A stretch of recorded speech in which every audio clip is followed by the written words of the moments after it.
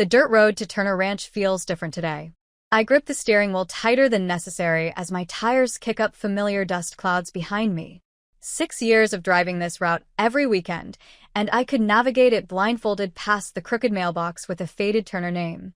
Around the bend where wild sage grows thick along the fence line up the gentle slope where you first see the barn's red roof against the Idaho sky. But when I crest that final rise, my foot slams the brake. A massive industrial dumpster blocks the driveway. Green metal sides tower above my sedan, wide enough to swallow a small truck. The engine idles as I stare, confusion mixing with something sharper in my gut. I didn't order this. Movement catches my eye beyond the container. Ron, my uncle, stands near the porch in his clean khakis and a polo shirt. I've never seen him wear for ranch work, gesturing at 3 men and work gloves. They're carrying things from the house, armloads of things, moving with the efficient brutality of people paid by the hour. I kill the engine, and my door swings open before I formed a plan. Ron. My voice cracks across the yard. He turns, sees me, and his face does something I can't quite read. Not guilt. Maybe surprise that I showed up early. One of the workers heaves a cardboard box over the dumpster's edge, and I hear the crash of breaking glass inside. My boots hit gravel, and I'm running. The dumpster's rim reaches my shoulder. I have to grip the cold metal and pull myself up on my toes to see inside. And when I do, the breath leaves my lungs. Grandma Maggie's gardening journals. The leather ones she filled with her careful handwriting every spring for 40 years. They're scattered in the bottom like trash spines, broken pages spread open in the mud that's pooled from yesterday's rain. A photo album lies face down, its plastic sleeves Torn. I see the corner of a photograph. Maggie is a young woman standing in front of the same barn, but the image is pressed into dirt. The quilt. Oh, God. The quilt cream and blue patchwork. The one Maggie and I spent 3 winters sewing together at her kitchen table. My stitches clumsy next to her perfect ones. She laughed and said the imperfect squares made it more honest. Now it's crumpled at the bottom like a rag someone used to wipe engine oil. Stop. The word rips out of me. Stop right now. The workers pause, mid-stride looking to Ron for direction. He's walking toward me, unhurried, and there's something in his expression that makes my hands curl into fists. Chloe, he says my name like a teacher, addressing a child who's interrupted class. This is a state business, a state business. I can't keep the shake out of my voice. You're throwing away her journals, her photos, clutter. Ron stops a few feet away. Close enough that I have to tilt my head back to meet his eyes. He's always been tall. Always used it. The property has liability issues. Insurance won't cover the place in this condition. One of the workers emerges from the house with another box. Ron plucks something from the top before the man can toss it. A leather journal smaller than the gardening one's Maggie's recipe book, the one with her mother's handwriting in the margins. Ron holds it up between us. Make sure I'm watching. Then he tosses it into the dumpster. The journal hits with a soft thud that I feel in my chest. You can't. My throat is closing. You have no right. I'm the executor, Chloe. The will is clear. He crosses his arms. And before you go getting emotional, you should know the locks have been changed. New deadbolts on all the doors. Professional grade. The property needs to be secured during the transition period. My eyes snap to the front door. Shiny brass hardware gleams where the old iron lock used to be. The lock. Maggie gave me a key to 6 years ago, when she asked me to help maintain the place when she was too weak to do it herself. Movement on the porch draws my attention. Elaine, Ron's wife, stands with her arms crossed, her stance a mirror to his. She doesn't speak, just watches the silent enforcer, the witness to my humiliation insurance requirements. Ron continues, his voice taking on that false authority he uses when he doesn't actually know what he's talking about. Professional assessment of the property value. You wouldn't understand the complexity involved. My body wants to move, wants to shove past him, climb into that dumpster, rescue every piece of Maggie from the mud. My hands are shaking, fists so tight my nails cut crescents into my palms. But my mother's voice echoes in my skull. Family is everything, Chloe. Respect your elders. Be the bigger person. Keep the peace. I've heard it my whole life. Internalized it until it became the steel bars of my own cage.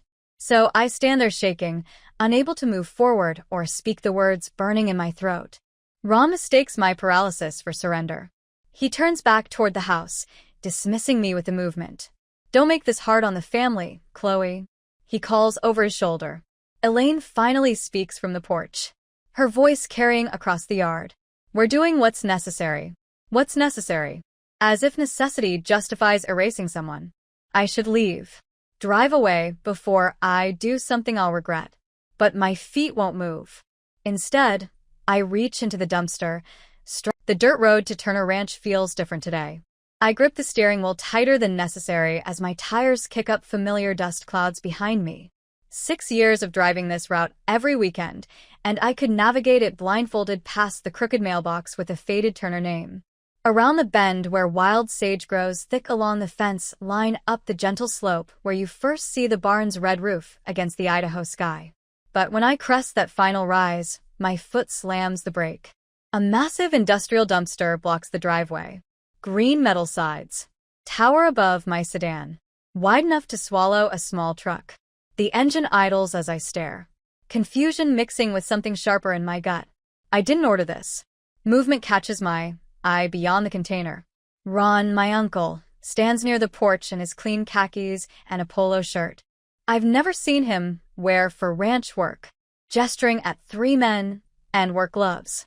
They're carrying things from the house, armloads of things, moving with the efficient brutality of people paid by the hour. I kill the engine, and my door swings open before I formed a plan. Ron. My voice cracks across the yard. He turns, sees me, and his face does something I can't quite read. Not guilt. Maybe surprise that I showed up early. One of the workers heaves a cardboard box over the dumpster's edge, and I hear the crash of breaking glass inside. My boots hit gravel, and I'm running. The dumpster's rim reaches my shoulder. I have to grip the cold metal and pull myself up on my toes to see inside. And when I do, the breath leaves my lungs. Grandma Maggie's gardening journals. The leather ones she filled with her careful handwriting every spring for 40 years. They're scattered in the bottom like trash spines, broken pages spread open in the mud that's pooled from yesterday's rain. A photo album lies face down, its plastic sleeves Torn. I see the corner of a photograph. Maggie is a young woman standing in front of the same barn, but the image is pressed into dirt. The quilt. Oh, God. The quilt cream and blue patchwork. The one Maggie and I spent 3 winters sewing together at her kitchen table. My stitches clumsy next to her perfect ones. She laughed and said the imperfect squares made it more honest. Now it's crumpled at the bottom like a rag someone used to wipe engine oil. Stop. The word rips out of me. Stop right now. The workers pause, mid-stride looking to Ron for direction. He's walking toward me, unhurried, and there's something in his expression that makes my hands curl into fists. "Chloe," he says my name like a teacher, addressing a child who's interrupted class. "This is a state business, a state business." I can't keep the shake out of my voice. "You're throwing away her journals, her photos, clutter." Ron stops a few feet away, close enough that I have to tilt my head back to meet his eyes. He's always been tall, always used it. The property has liability issues. Insurance won't cover the place in this condition. One of the workers emerges from the house with another box. Ron plucks something from the top before the man can toss it. A leather journal smaller than the gardening one's Maggie's recipe book, the one with her mother's handwriting in the margins. Ron holds it up between us. Make sure I'm watching. Then he tosses it into the dumpster. The journal hits with a soft thud that I feel in my chest. "You can't. My throat is closing.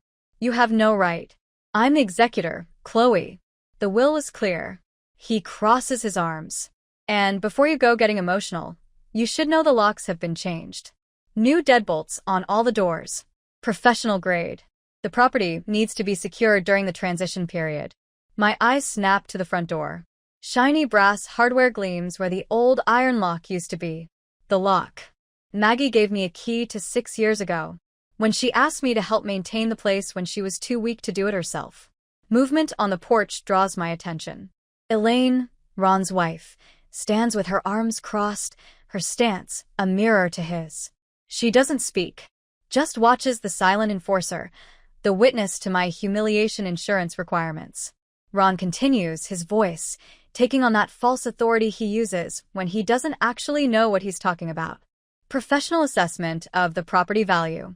You wouldn't understand the complexity involved. My body wants to move, wants to shove past him, climb into that dumpster, rescue every piece of Maggie from the mud. My hands are shaking, fists so tight my nails cut crescents into my palms. But my mother's voice echoes in my skull. Family is everything, Chloe. Respect your elders. Be the bigger person. Keep the peace. I've heard it my whole life. Internalized it until it became the steel bars of my own cage. So I stand there shaking, unable to move forward or speak the words burning in my throat. Ron mistakes my paralysis for surrender. He turns back toward the house, dismissing me with a movement. Don't make this hard on the family, Chloe. He calls over his shoulder. Elaine finally speaks from the porch, her voice carrying across the yard. We're doing what's necessary. What's necessary? As if necessity justifies erasing someone. I should leave. Drive away before I do something I'll regret. But my feet won't move. Instead, I reach into the dumpster, stretching until my ribs press against the metal edge. My fingers close around one of the journals, pulling it free. The leather cover is damp, smeared with mud, but when I open it, Maggie's handwriting is still visible. May 1998 planted the tomatoes early this year. Chloe helped dig the rose petal. I was 12 that summer. Ron watches from the porch as I walk back to my car. The rescued journal clutched against my chest. He doesn't try to stop me. Why would he? He's already won. I slide behind the wheel and set the journal carefully on the passenger seat. My hands are filthy with dumpster grime, and my vision blurs at the edges. But I'm not crying. I'm not crying because underneath the shock and the hurt, something else is crystallizing. Something cold and clear. Ron isn't just neglectful. He isn't just incompetent or overwhelmed by executor duties. He's erasing Maggie, deliberately throwing her away like garbage. The realization settles into my bones as I start the engine, and as I drive away, watching the ranch disappear in my rearview mirror, I make a decision that will change everything.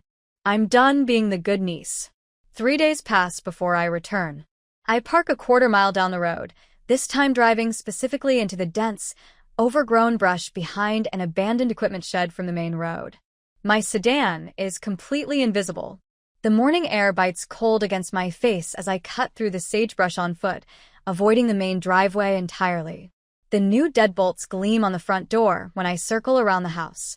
Brass hardware that probably cost more than the monthly utility bills I paid for 6 years. Ron's truck isn't in the yard. Neither is Elaine's SUV. The house looks empty, but I move carefully anyway, pressing close to the weathered siding. The cellar door hides exactly where I remember it. 20 years of ivy growth have nearly swallowed the entrance. The wooden frame is half-rotted. The kind of detail Ron would never bother inspecting too dirty to beneath his attention. I push aside the thick vines, their leaves rustling loud in the silence.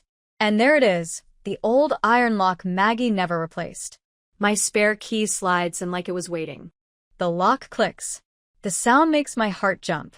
Even though I'm alone, I ease the door open, wincing at the creak of hinges that haven't moved in months. Darkness yawns below. I pull out my phone, thumbing on the flashlight, and descend. Stone steps slick with moisture. The cellar smells like earth and old wood, and something else. Abandonment. The beam from my phone cuts through the dark, catching cobwebs and dust motes. I cross the dirt floor to the interior stairs, each step deliberate, listening for any sound above when I emerge into the kitchen. I stop breathing. Everything is wrong. The table where Maggie and I sewed that quilt sits, shoved against the far wall, buried under cardboard boxes. The grandfather clock that stood in the hallway for 40 years is gone. Just a clean rectangle on the wallpaper where it used to be. The walls themselves look bare, stripped photos removed, their outlines visible in the faded paint. I move through the house like a ghost, cataloging the destruction. The living room furniture has been rearranged into careless clusters. Maggie's reading chair faces the wrong direction away from the window where she always sat to catch afternoon light. The bookshelf holds nothing but a few water-damaged paperbacks Ron probably deemed worthless.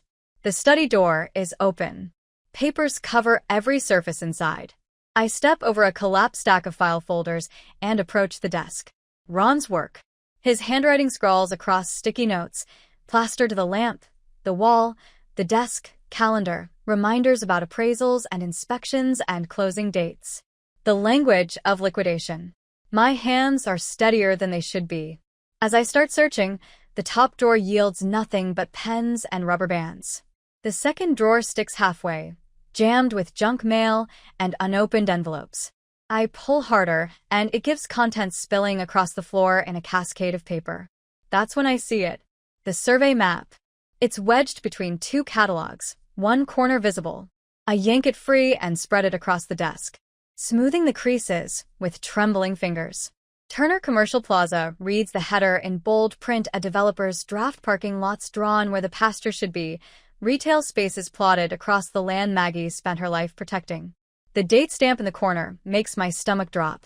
8 months before Maggie died, Ron planned this while she was still alive. My breath comes short as I scan the margins. His handwriting appears there too. Notes scribbled in blue ink, clear by Q2, next to the barn location. Max liquidity underlined twice near the property value estimate. I sink into the desk chair, the map clutched in my fists. He wasn't reacting to estate pressure. He wasn't scrambling to handle unexpected executor duties. He'd already decided to sell, already found a developer, already mapped out the destruction of everything Maggie built. My hands move on autopilot, digging through the remaining papers. There has to be more. There has to be proof of why the loan application hides beneath a stack of grocery circulars. Crumpled, nearly thrown away. I flatten it against the desk and read the bank stamp at the top. Application rejected in red letters. The date matches the survey map. Give or take a week. The applicant line shows Ron's signature, and they're listed under proposed collateral. Typed in neat bureaucratic font. Turner Ranch, 96 acres. He tried to use the ranch for his own loan. The bank refused because he didn't own it. Couldn't use what wasn't his. So he waited. Waited for Maggie to die. Waited to pretend the estate needed liquidation, when really, he just needed to cover his own debts. I photograph everything. Map loan rejection. The handwritten notes. My phone's camera clicks rapid fire in the silent study, each image backing up automatically to the cloud. Evidence proof. Ammunition. The sound of tires on gravel freezes me mid-motion. I shove the documents back into approximate disorder and move fast toward the cellar stairs, down into the dark, across the dirt floor, up through the exterior entrance. The ivy falls back into place as I ease the door shut, my pulse hammering in my ears. By the time Ron's truck door slams, I'm already halfway through the sagebrush. Invisible. 2 days later, I sit in William Hartley's office. The lawyer space feels like stepping backward in time. Oak paneling, leather chairs worn soft from decades of use. Law books lining the walls. Hartley himself looks exactly like Maggie described him years ago. 70, sharp-eyed with the patient demeanor of someone who's seen every trick twice. I spread the photographs across his desk without a preamble. He studies them in silence, reading glasses perched on his nose when he looks up. Something in his expression has shifted, hardened. The deed is valid, he says. Inter vivos transfer. Maggie, sign the title over to you in February 2022. The ranch was never part of the estate. The words land like absolution. Then we can stop him. I say right now, before he sells. Hartley removes his glasses, folding them with deliberate care. We could, but Ron would fight it. Use estate funds to drag you through court for years. Expensive years. So what do? Let him commit. Hartley's voice drops lower. Let him sign contracts with the developer. Let him prove bad faith in writing. Then you produce the deed. Not before. After I lean back in the chair processing. You want me to let him think he's winning? I want you to let him prove he's guilty. Hartley taps the photo of the loan rejection. This isn't negligence. This is fraud. But we need him to demonstrate intent. Give him rope. Let him hang himself. The drive home feels different. The weight that's been pressing on my chest since the dumpster has lifted. replaced by something colder. Something focused. I'm not defending anymore. I'm hunting. That evening, I create a new folder on my laptop. Blue. I label it Turner Ranch Documentation and begin uploading files. The deed Maggie gave me years ago. The photos from Hartley's office. I add my own photographs next. The rotting eaves. Ron ignored the horses. He's neglected the crumbling barn he won't repair. Every email he sent, every dismissive text message. Timestamps on everything. The cloud backup confirms, and I close the laptop with a quiet click. 3 days later, Sam Miller finds me photographing the damaged fence lying near the north pasture. I don't hear him approach until his shadow falls across my viewfinder, documenting his negligence. He asks. I lower the camera. Sam stands there in his work jacket, weathered hands hanging loose at his sides. He's been the ranch gardener and handyman for 20 years. Saw everything I did, everything Ron didn't do. Yeah. I say simply. Sam nods once. Doesn't ask why. Doesn't offer advice. Just looks at me with those kind eyes and says Maggie knew what she was doing when she signed that deed. The words settle into my bones like truth. I'm not alone in knowing what really happened here that night. The email arrives. Subject line reads Important Family Update. The message appears in my inbox at 8:47 p.m., sent to the entire family distribution list. Ron's name in the sender field makes my jaw clench before I even open it.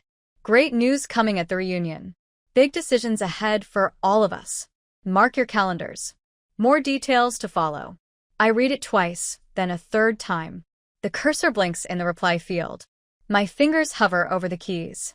A dozen responses form in my mind. Questions. Accusations. Demands. I close the laptop without typing a word. My silence isn't a weakness anymore. It's a strategy. Every day Ron thinks I've accepted defeat is another day. He digs himself deeper. Another day, he commits to a sale he has no legal right to make. Another day, he proves William Hartley exactly right. I smile in the empty apartment. Let him think he's won. Let him send his triumphant emails and plan his big announcement. When the trap finally springs, he won't even see it coming. Months pass in a blur of strategy and silence. Summer burns out. Autumn leaves fall. And then the true Idaho winter descends. The temperature drops 15 degrees in 3 days. I notice it first at the ranch on a Thursday evening in late January, driving out after work with my headlamp and toolkit in the back seat. The cellar door resists when I push it open, the metal hinges contracting in the cold inside. My breath comes out in visible puffs under the bare bulb. January in Idaho means winter isn't a possibility anymore. It's a brutal reality. The barn is worse. I push through the side door, and the cold hits me like a wall. Not the mild chill from last month. This is different. Aggressive. The kind of cold that settles into your joints and refuses to leave. I flip the light switch and the overhead fluorescents flicker on, illuminating breath clouds from the stalls. The horses. Maggie's 2 remaining mares, Stella and Daisy, stand in their stalls with their heads low. Their breath comes out in thick white plumes. When Stella shifts her weight, I can see the goosebumps rippling across her flank under her winter coat that hasn't fully grown in yet. I check the heating oil gauge mounted near the door. Empty. The needle sits firmly on 0. My phone buzzes in my pocket. An email from Ron to the family group thread sent 20 minutes ago while I was driving. Update implementing cost-cutting measures before closing. Heating oil delivery canceled for barn developer assessment next month. I read it 3 times. The developer assessment, the one that will show the ranch in perfect condition, ready for demolition and conversion to Turner Commercial Plaza. The heating oil expense would show up as overhead, making the property look, and the truth that's been building since the dumpster. Maggie saw me. Chose me. Trusted me. I'm not crazy. I'm not selfish. I'm not the problem. Ron has spent months telling the family I am. My phone buzzes. Another text from Ron sent to just me this time. Why so quiet? Chloe finally accepting reality. I read it twice. Then I set the phone face down on the workbench without responding. For 6 years, I answered every question, explained every decision, justified every hour I spent here seeking approval that never came. Permission I never needed. My silence used to mean submission.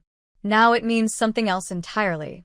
I check the heaters one more time before I leave, adjusting the settings to maintain steady warmth through the night. The horses are already drowsy in their thermal blankets, the barn temperature hovering at a survivable 50 degrees over the next week.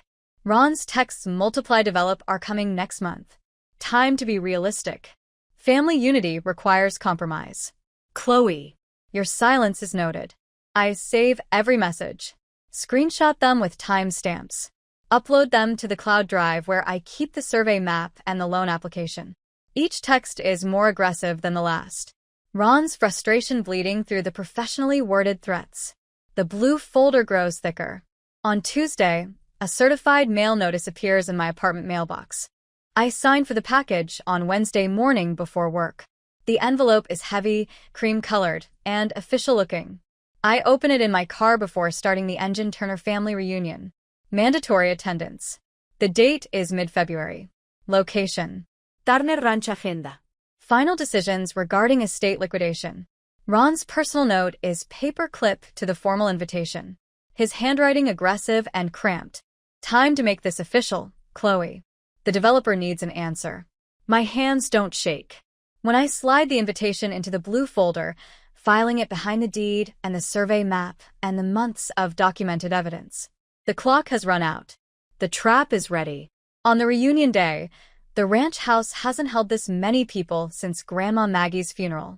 35 relatives fill the rooms, their voices bouncing off walls that used to absorb only silence. And my solitary footsteps. I stand near the kitchen doorway, watching cousins I haven't seen in years. Pile plates with catered food that must have cost a fortune. Estate funds. Probably. Ron's idea of magnanimity. White tablecloths cover every surface, crisp and formal. Nothing about this feels like the ranch I know.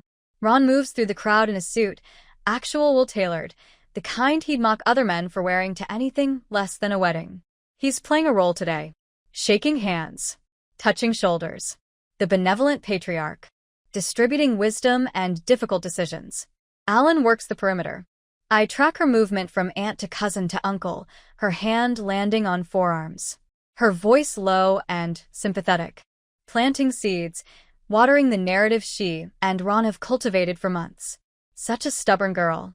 The whisper comes from somewhere behind me. Doesn't understand the financial reality. Maggie would want what's best for everyone, not just Chloe's sentimental notions. I press my spine against the doorframe. The canvas bag hangs from my shoulder.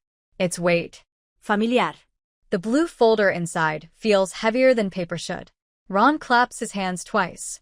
Sharp cracks that silence the room. Family. If we could all gather in the dining area. His voice carries the false warmth of a car salesman. I have a presentation that will clarify our situation. People shuffle holding plates and wine glasses.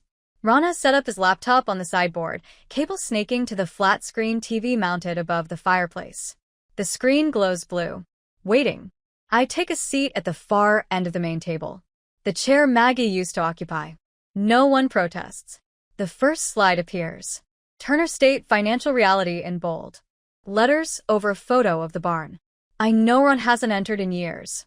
As executor, I've conducted a comprehensive assessment. Ron advances to the next slide. Numbers fill the screen. Property taxes. Maintenance costs. Projected repairs. Every figure inflated beyond recognition. The debt burden is unsustainable. A cousin to my left leans forward, studying the numbers. Aunt Martha covers her mouth. Next slide. Photos of the ranch. Each carefully selected the rotting eave I reported to Ron months ago. Never fixed the fence section that collapsed last winter when he refused to budget for posts. The peeling paint on the barn's north side. Every image screams neglect, and none show the work I've done. The repaired stalls. The maintained pastures. The garden I've kept alive. The property has fallen into disrepair. Ron's tone suggests tragedy rather than his own intentional abandonment. Continuing to maintain it would consume resources the family can't afford. My fingers curl around the bag strap. The final slides show an architectural rendering glass and steel where the barn stands. Paved parking where Maggie's garden grows. Commercial plaza rendered in clean fonts and modern angles. The solution is straightforward. Ron pauses for effect. A reputable developer has offered $1,650,000 for the property. Murmurs ripple through the room. Someone whistles low. This allows us to preserve the family legacy by converting it to liquid assets. Everyone benefits. The Turner name endures in a new form. The screen goes dark. Ron closes his laptop with a decisive click. I watch him, my mind racing. He's bluffing about the finalized deal. No developer cuts a check without a clear title search. Unless this consensus document isn't just a formality, it's a power of attorney.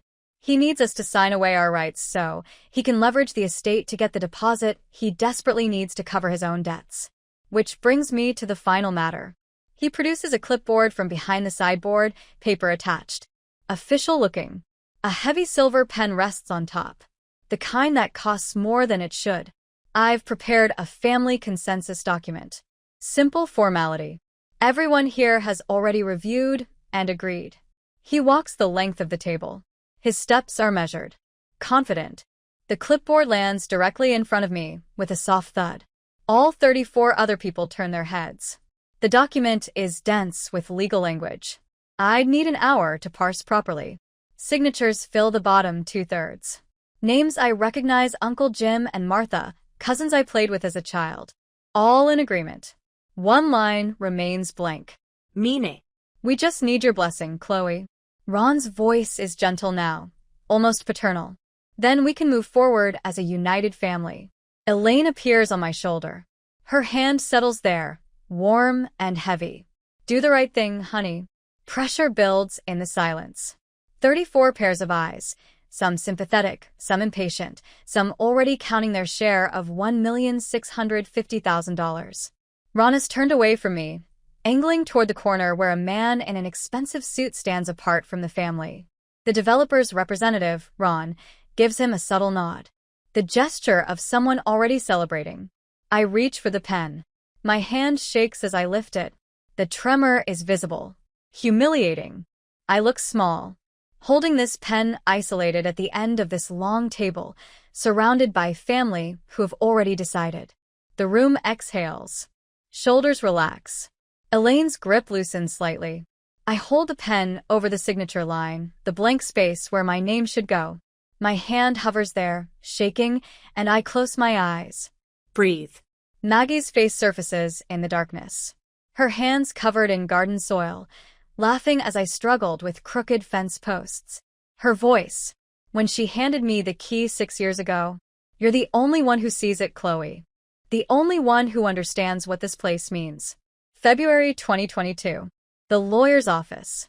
Her signature next to mine on different paper. I open my eyes. The pen cap clicks closed between my fingers. The sound cuts through the silence like a blade. I set the pen down, still kept untouched to paper. Before I sign Ron, my voice is quiet, but it carries. The academic advisor voice I use when a student has falsified their transcripts. Professional. Measured. I have one procedural question. Ron's expression flickers. The confident smirk wavers at the edges. Procedural. He forces a laugh. Chloe, this isn't complicated. Did you personally pull the deed from the county recorder's office? The room's energy shifts. Confusion replacing expectation. People glance at each other, uncertain what this means. Ron waves a dismissive hand. Why would I need to check what I already control? The will was explicit. I'm the executor. This is my authority. Right. I reach down to the bag, at my feet. My hands are steady now. Your authority. The blue folder slides out onto the white tablecloth. Every eye in the room locks onto it. I meet Ron's gaze directly for the first time all day. Hold it. Don't blink. His smirk has vanished completely. I open the blue folder. The sound of the clasp releasing feels enormous in my ears. Inside, the documents are arranged exactly as William Hartley and I prepared them. Each page is protected in a clear sleeve. Each piece of evidence in perfect sequence. I slide the first document across the polished wood table. Then you don't know. Grandma Maggie transferred the title of this land to me 2 years ago. February 2022. The paper glides to a stop in front of Ron. Official county letterhead across the top. Margaret Ellen Turner's signature in her careful cursive. My signature beside hers. Younger and less steady. The county recorder's stamp in blue ink. Raised and textured. Where the seal pressed into the paper. Enter Vivos. Transfer property deed recorded and legal. Ron's hand shoots out and snatches the document. His eyes scan the page once, twice, his face shifting through expressions too quickly to track. This is a forgery. His voice is loud, but there's something underneath it now. Something that wasn't there before. I pulled the second document from the folder. Here's the notary log. 3 witness signatures. The notary's stamp matches the one on the deed. Ron's face flushes red. She was senile. She didn't know what she was signing. Around the table, relatives leaned forward. Cousin Dave reaches for the deed, and Ron jerks it away from him. Dr. Keller's medical capacity affidavit. I placed the third document on the table, dated the same day as the deed. The 14th of February, 2022. It states Grandma Maggie was of sound mind and fully understood the legal implications of the property transfer. Elaine's hand drops from my shoulder. Ron stands up, the chair scraping loud against the floor. She didn't understand the financial necessity, the taxes, the maintenance costs. She was living in the past, not facing reality. I've been waiting for this, for the moment when he'd pivot from legal arguments to emotional ones. When he tried to make this about Maggie's supposed ignorance instead of his own scheming, I pull out the draft survey map. The paper unfolds across the table, and I smooth it flat with both hands. Turner Commercial Plaza. The header reads the date in the corner is 8 months before Maggie died. Ron's handwriting fills the margins clear by Q2 max liquidity. The silence in the room changes. Texture becomes something thicker. And you didn't do this for the family. My voice is steady. I've practiced this moment in my head 100 times. But now that it's happening, the words come easily, naturally. You did it because the bank rejected your personal loan. The final document, the crumpled loan application, I found buried in his messy study, smoothed out and photocopied Ron's signature at the bottom. Turner Ranch, 96 acres listed as collateral. The red denied stamp across the top. I watched understanding spread through the room like spilled water. Aunt Martha's hand rises to cover her mouth. Uncle Jim pushes his chair back, the legs squealing. Ron tried to use the ranch as collateral. The bank rejected him because he didn't hold the title. He couldn't leverage property that wasn't his. You weren't saving the estate. I keep my eyes on Ron's face. You were trying to get us to sign a power of attorney so you could secure a deposit. Selling property you didn't own to cover your tracks. The developer representative stands. He doesn't say anything at first. Just reaches down and picks up his briefcase. When he speaks, his voice is clipped. Professional. This deal is dead. Title isn't clear. He walks out. His footsteps echo down the hallway, and then the front door closes with a final, decisive click. Cousins reach for the documents, passing them hand to hand, reading the dates, the signatures, the evidence of Ron's planning while Maggie was still alive. Ronald at Martha's voice shakes. You lied to all of us. Uncle Jim is on his feet now. You said Chloe was being selfish. You said she abandoned Maggie. She did abandon her. Elaine's voice cracks across the room. This is a betrayal of family trust. I stand, not quickly, not dramatically. I simply rise from my chair, and the room falls silent. The truth is spreading. I can see it in their faces. 6 years of weekend drives.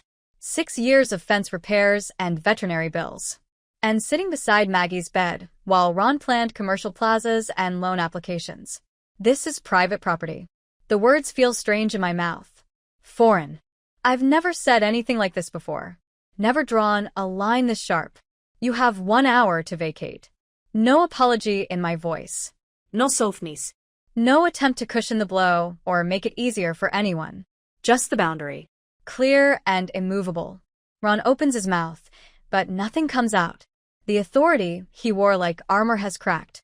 And underneath there's just a man who gambled on a property he never owned. Elaine grabs her purse from the side table. Her face is crimson, lips pressed into a thin white line. She doesn't look at me as she moves toward the door. Relatives gather their things. Some avoid my eyes. Others nod slightly as they pass, something like respect or shame in their expressions. Movement in the doorway catches my attention.